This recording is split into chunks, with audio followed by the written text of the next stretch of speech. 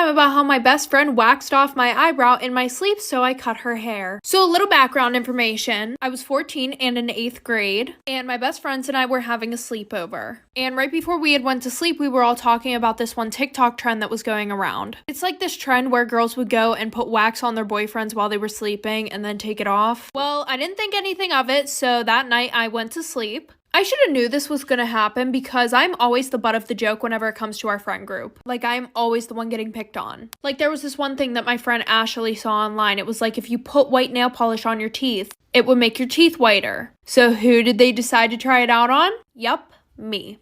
And yes, I could have said no, but these were my best friends. I didn't think that they would intentionally hurt me. Anyway, so like I said, I go to sleep and all of a sudden I wake up in the middle of the night to something very, very, very hot on my face. I open my eyes and all of my friends are standing above me with their flashlights on. Like for part 2. Part 2 about how my best friend waxed off my eyebrow while I was asleep, so I cut her hair. So like I said, went to sleep, didn't think anything was gonna happen, and then I wake up and all of them are standing above me with their flashlights on. And then I realized that Ashley has a stick in her hand. Once I realized that there was wax on the other end of the stick, I started screaming. So then Kelsey decides to cover my mouth. She's like, shh, it's not that bad, I promise, like, don't worry. I get up real quick, I run to the bathroom, and there's like this pink transparent wax on my eyebrow. It was about 3 a.m. and we're all sitting there trying to find ways to get this wax off of my fucking eyebrow. Well, then Amber goes, I'm tired of this, grabs it and rips it off my forehead. So I'm crying at this point. Like, I'm in 8th grade, I'm about to have my glow up, and y'all gotta ruin it with taking my eyebrow off. So nobody went to sleep for the rest of the night because they thought that I was gonna do something to them. So I acted all cool. I was like, no, it's fine, I can just draw it on. When in reality, I was going to cut this bitch's hair. Like for part 3. Part 3 about how my best friend waxed off my eyebrow in my sleep, so I cut her hair. So like I said, nobody went to sleep for the rest of the night. I acted like it was okay because I was plotting in my head that I was gonna cut one of their fucking ponytails off.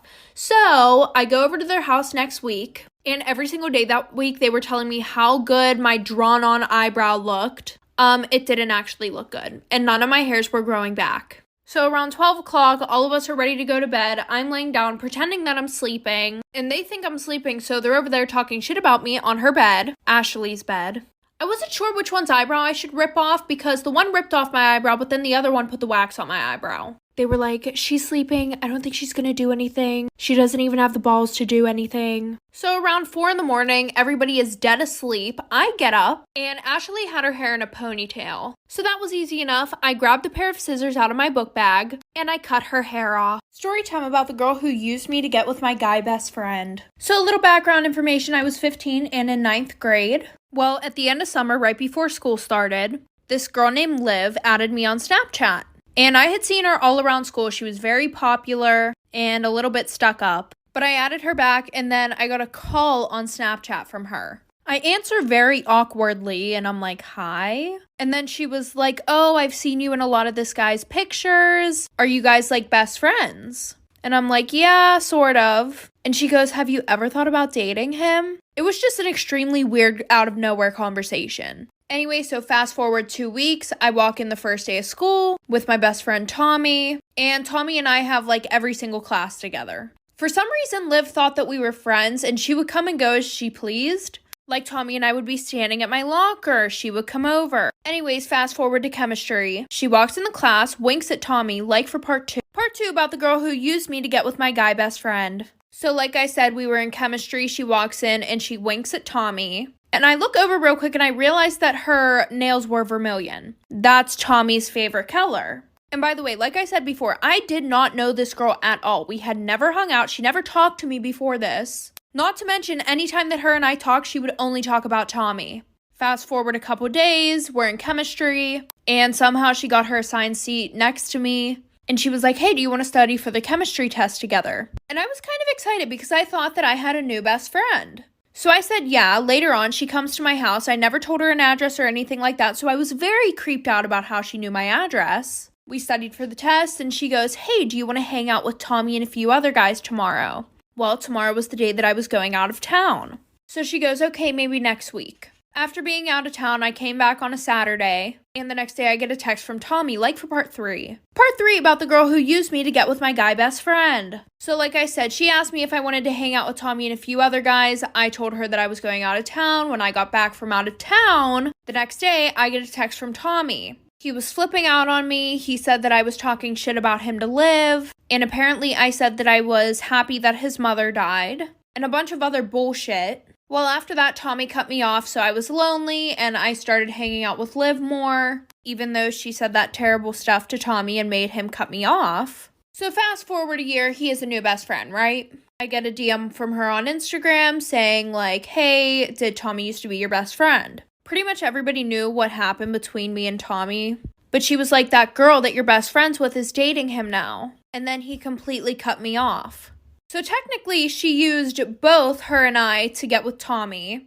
But after dating for literally like 2 months, he cheated on her because she slept with 5 other guys. Story time about the worst day of my life. So a little background information. I was 16 at the time, and I was either in 8th grade or 9th grade, but I really don't remember. And I had this boyfriend who we're going to call Cameron. We had been dating for 3 years, but before him and I got together, we were best friends. Well, I also was in a friend group with myself, Amber, and this girl named Sky. Now, I wouldn't really call Sky a pick-me girl. She was more of a jealous best friend. For example, the one day we went shopping for dresses, and I picked this one out that I really liked and that looked super good on me. Amber was like, OMG, you look so beautiful. And then Sky, she was like, that dress is ugly and it makes you look fat. Well, after that, I told her I didn't care what she said and that I was going to get the dress anyways. Well, she didn't like the fact that I wasn't going to listen to her, so she didn't talk to me for 2 whole weeks. And then after, she texted me saying that she forgives me, even though I didn't apologize, but okay. Well then, me being stupid, I introduced her to my boyfriend. Bad idea, like for part 2. Part 2 about the worst day of my life. So like I said, me being stupid, I introduced her to my boyfriend. Well, after that, Cameron started acting really weird. Like him and I, we would literally hang out with each other 24/7. And now he was always too busy for me and we would only talk at school. And because I was in all the smart classes and stuff, I would go over to his house to tutor him. Because, you know, I was like the one who was winning every single fucking award for being smart. Well, I came over on the day that I would usually tutor him. And when I went over there, his mom was like, oh, he's busy. He's out with his friends. So then I went home and I got bored and I opened Instagram. Well, I see that he's at a party with Sky and they didn't even invite me. So I asked him about it, and he said, oh, it was her and her boyfriend's party. So I was like, that wasn't really an excuse for why you didn't invite me. So he apologized, and I forgave him. Well, 5 weeks later, I found out that him and her did the nasty, and she got pregnant. And then there was a rumor going around that they made out in the bathroom. So I blocked both of them and never saw them again. Extremely creepy story time on how my aunt passed away. So a little background information. About 5 years ago, my aunt had gotten pregnant. It was really weird because a few months before she got pregnant, the doctor told her that she would never be able to have kids. And her husband had been trying for years. Well, I think like 2 weeks after the baby was born, it had passed away. And I don't really know why. For some reason, my mom won't tell me. Which is weird, but anyways, after that, my aunt just felt like a lot of things weren't going the way that she wanted them to in her life. So she decided to get closer with God. Well, every Sunday night, we go to my grandparents' house for a family dinner. And while we were there, my aunt starts going on this whole rampage. She said that God's not giving her the answers that she needs, and I don't really know what she means by answers. So my grandparents kick her out because she's acting like a psycho. Well, the same night at 3 a.m. in the morning, we hear a knocking on the door. And lo and behold, it's my aunt. So my mom lets her in because she feels bad and feels like she's the only one that will actually listen to my aunt. So she makes everybody sit at the kitchen table. And she pulls out a Ouija board from her bag, like for part 2. Creepy story time about how my aunt passed away, part 2. So like I said, she makes us all sit down at the kitchen table and she pulls out a Ouija board. She was like, I found out how I can get some answers. I just feel like I need you guys around me for positive energy. And my family is very, very religious. Like, we don't fuck with that shit. But because my mom felt bad for her, she let her use it in our house. But my mom didn't want my sisters and I around that, so she just sent us to bed. Well, the next morning, I wake up and I ask my mom what happened with the Ouija board situation. My mom just said that it was really scary, because before she thought it was like a load of bullshit, and she said that her and my dad didn't touch the Ouija board, because like I said, they were very religious and did not mess with that stuff. But apparently, it said for her not to buy a house with the numbers 2815. Well, 2 years later, my aunt got remarried, and her husband ended up having 2 kids. So they bought a new house, and no, it didn't have the numbers on it. One of their kids accidentally shattered the glass door, so they went and got a new one, and it came with those exact numbers on it. 2 days later, the house burnt down and nobody survived. Story time about how I tried to stick up for this kid on the bus, but it got me suspended. So a little background information, I was 12 and in 7th grade. So it was a Wednesday, and when school ended, I got on the afternoon bus. And there was this boy named Josh that I was friends with, so I went and I sat next to him on the bus. After like 5 minutes of us waiting for the bus driver to get back on the bus, this boy named Kai that everybody loves for some reason comes over and rips me out of the seat. After that, he sits down next to Josh and starts punching him and screaming at him. So I grab this kid by his book bag, rip him out of the seat, and I sit next to Josh. I put my headphones in, plug in my phone, and this kid grabs the phone, throws it at the front of the bus. And there weren't any adults on the bus at this time because our bus driver was using the bathroom. And I didn't go up and get my phone because I knew that if I moved, this kid was probably going to hurt Josh again. So then this kid starts trying to punch me. So I punch him in the stomach. An adult comes on the bus, finally, like for part 2. Part 2 about how I got suspended for trying to stick up for some kid on the bus. So like I said, this kid is starting to try to punch me. So I punch him in the stomach. Finally, an adult gets on the bus. She yells at us to all sit down. And by the way, all the little fucking 12-year-olds had their phones out recording what was happening. So they look at the cameras, they were interviewing some of the kids, and Josh's sister comes up to me, and I was like, oh, shit. Hopefully she's not going to yell at me. I don't know why she would, but still. She was like, hey, I just wanted to say thank you for sticking up for my brother. So then after a little bit, I hear my name get called on the speaker. Kai, Josh, and I were all called down to the office. All of our parents were there. Kai got a 3-day suspension, and I got a 3-week suspension. Even though I literally had scratches all over my freaking arms. And Kai didn't even have a bruise on him. Well, my mom, being the boss-ass bitch that she is, she told the school that if they went through with my suspension, she would call the news and tell them that my school was letting kids get away with bullying. Story time about why I will never ever ride in an Uber ever again. So a little background information. I was 16 and in 11th grade. So my parents decided to go away for the weekend. They wanted to go and visit some family who lived like 2 hours away. So I decided that it was a good idea to invite my friends and my boyfriend and his friends over for a sleepover. And once we were all at my house, we realized that we were pretty bored, so we decided to go to the fair. So we decided to go to the fair around 9:15.